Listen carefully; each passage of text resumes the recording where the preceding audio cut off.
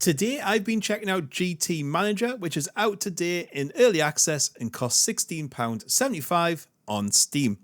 Before we get into these impressions, I know it's early access and as always, things could change. So what is GT Manager? Well, it puts you in charge of 25 officially licensed cars over GT4, 3, 2, GTE and hypercar categories.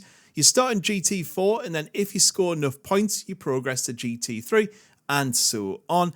GT4 and GT3 are some of my favourite cars, so I was pretty hyped to see a management game based on this, and well, it left me pretty disappointed. So let's talk a little bit about the gameplay loop and gameplay. As it's a managerial game, you pick your team name, cars, and I will give it some credit at this point, the cars do look pretty decent with good models.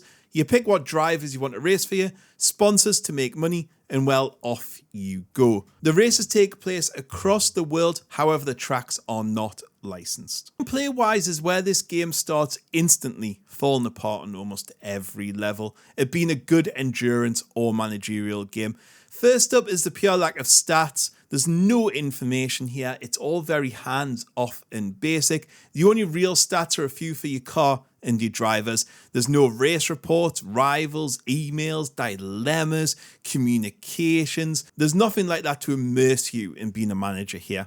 The race weekend is also a bit of a letdown because of the lack of any sort of tactical approach or gameplay in here. You can even only fill your car up 50 or 100%. There's no like, oh, I'll choose 2 laps to get a quick in. Nothing like that. There's only soft, medium or wet tyres. You pick your driver and there is basic tuning, like super basic, but it doesn't unlock for 15 races, which we'll get to why later on. There's no real experimenting or trying new things tactically. There's no practice laps because they would be pointless. Qualifying is, believe it or not, a 10-second cutscene. It looks terrible, you have zero impact, you don't run against any other cars, you don't see any other cars, your 2 cars just go round in a formation and you usually finish last. You can't retune your car for faster times or anything, that's it, it's done. Again, that was pretty disappointing. The disappointment continues on race days. Cars line up in the exact same animation, showing the exact same cars doing the same things every single time, every single race. There's no podium and there's no fanfare when everything is done.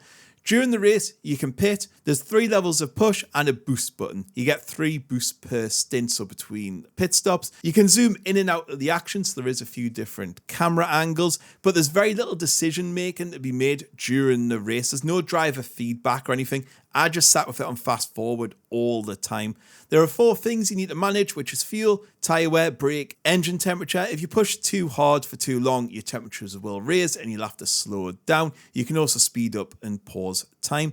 To give the game some credit though, the cars don't clip through each other when they're racing. They do actually get stuck behind each other and overtake, which was pretty nice. There is weather to contend with, which is basically rain or no rain. But there's no intermediate tyres, which again limited the options. Pit stops are a massive disappointment. There's no damage to repair. It has the exact same fuel options, again 50 or 100%, which makes little sense because if you've been pushing a bit too hard and you're at like 40% fuel but halfway to go, you can't just put 10% in, you've got to put 50% in. So it limits your tactics quite a lot. There's a few lazy things in the race as well. Your cars have the same number as the sister cars, so both the cars are number 14. That's not how numbers work in racing. And the leaderboard shows no names, it just shows car 1 and car 2. So you don't really get that sense of you're against other drivers. Graphically, the game is pretty average. It's worse than Motorsport Manager, which came out 8 years ago. There are floating objects, the giant TV screens are static, track design isn't great, there's terrible animations, especially with the pit crew. Like, they just stand there doing stuff that look really awkward. In the pit stop, they just kick the tyres. They don't change them. They don't fuel. They just stand there. It looks really bad. Sound design is also terrible. All the cars make this like terrible fake car noise. It doesn't matter what car you're in. They sound the same and it just doesn't sound very good. There's no voice acting or anything interesting here. There's also some game breaking bugs. On my first race, I had a massive bug after my first pit stop where I couldn't press any button. So both my cars ran out of fuel because I couldn't slow them down. To break it up, after the racing, you go to like this hub area with buildings that allow you to research, test new drivers and that sort of thing. However, they're held behind a wait timer. Once the wait time is over, you have to pay loads of money to unlock them, which makes no sense. Normally you pay, then wait for something to be built.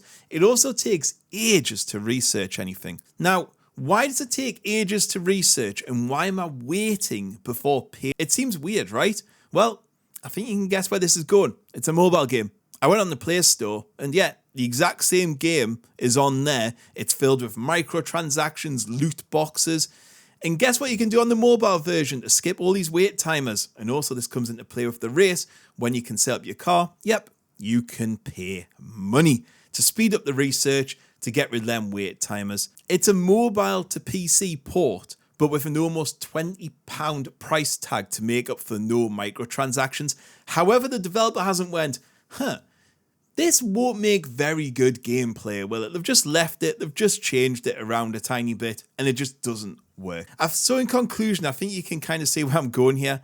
It makes a semi-okay mobile game, but as a PC title, it's dull, it's uninspired, there's no meaningful stats or fun gameplay, it's more expensive than the quite superior Motorsport Manager. So for me, at this point in time, I don't think it's worth a buy, and also I'm not sure it's even worth a wish list. There's just not enough here. And this is very rare for me to say. I found very little enjoyment in this title. Anyway, guys, I'll catch you all later. Goodbye.